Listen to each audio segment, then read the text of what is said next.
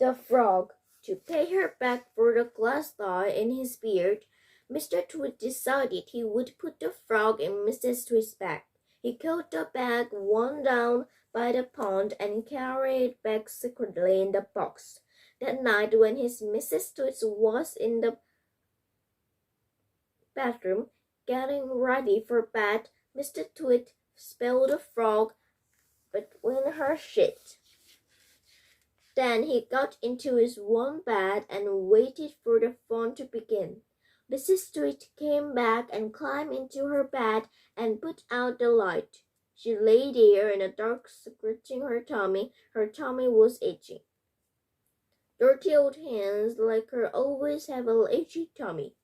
Then all at once she felt something cold and slimy over her feet. She screamed.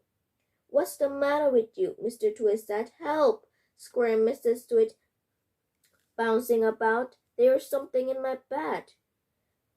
"You bet it's that giant scallywagger I saw on the floor just now," Mr. Twit said. "That what?" screamed Mrs. Twit.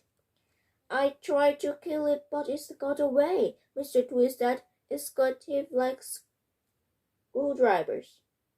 "Help!" screamed Mrs. Twit. "Save me! It's all over my feet." "It'll bite off your toes," said Mr. Twit.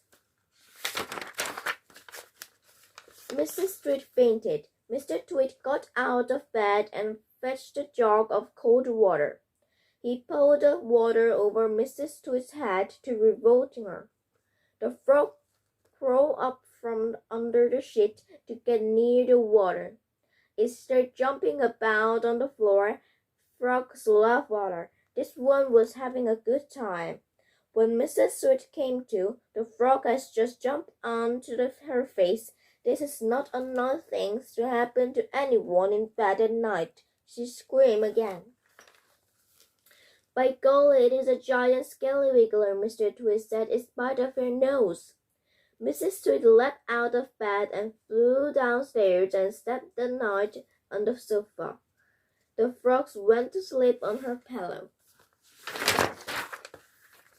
The warmest spaghetti. The next day, to pay Mr. Twit's back for the frog's trick, Mrs. Twit sneaked out into the garden and dug up some worms. She chose big, long ones and put them in a train and carried the flint back to the house under her apron. At 1 o'clock, she cooked spaghetti for lunch, and she mixed the worm in with the spaghetti, but only on her husband's plate. The worm didn't show because everything was covered with tomato sauce and sprinkled with cheese. "Hey, my spaghetti's moving," cried Mr. Twit, poking around in it with his fork. "It's a new coin," Mrs. Twit said, taking a mouthful from her own plate, which of course has no worm.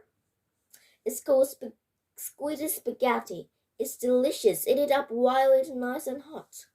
Mr. Twit started eating, twisting the long tomato-covered sheet over around his fork and shoveling them into his mouth. Soon there were tomato sauce all over his hairy chin. "It's not as good as the ordinary kind," he said, taking with his mouth full. "It is too squishy." "I found it very tasty," Mrs. Twit said. It was watching him from the other end of the table. It gave her great pleasure to watch him eating worm. "I found a rather bit," Mr. Twit said. "It got a delicious bitter flavor. Buy the other kind next time." Mrs. Twit waited until Mr. Twit had eaten the whole plateful. Then she said, "You want to know why your spaghetti was..." He wiped the tomato sauce from his beard with a corner of the tablecloth. "Why?" he said. "And why it had a nasty bitter taste." "Why?" he said. "Because it's a worm," cried Mrs. Twit, clapping her hands and smoothing her feet on the floor and rocking with a hammer laughter.